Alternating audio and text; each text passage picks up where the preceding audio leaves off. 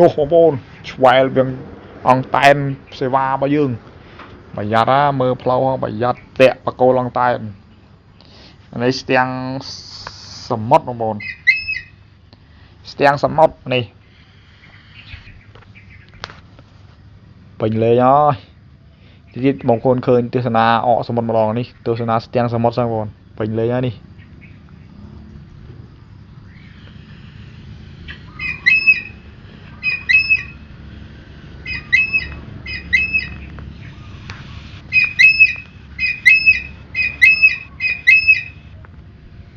នេះយើងធ្វើការហៅវាសិនដល់វាមកអត់ទេហៅអត់មកទេបងប្អូនវាអត់តន់អស់ចិត្តវាបងប្អូនតែតន់អស់ចិត្តចឹងឲ្យវាហៅហ្នឹងសិនបងប្អូនឲ្យវានៅលើហ្នឹងសិនអេអត់ទេចយមកអត់ចង់មកទេបងទម្លាក់ខ្លួនវាមកចិត្តទៅទៀតទៅវាមកមើលវាសង្កេតមើលប្លង់វាត្រូវមកសិនបងញ៉ាមកដល់ស្រែកយក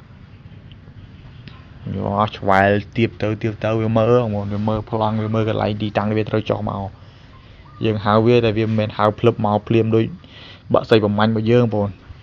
វាសង្កេតវាមើលឲ្យអស់គ្រប់ជ្រុងជ្រោយ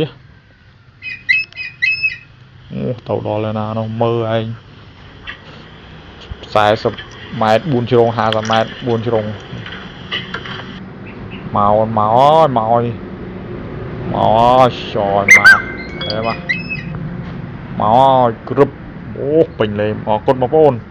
ចូលចិត្តវីដេអូជួយ like ជួយ share follow មកមួយបងប្អូន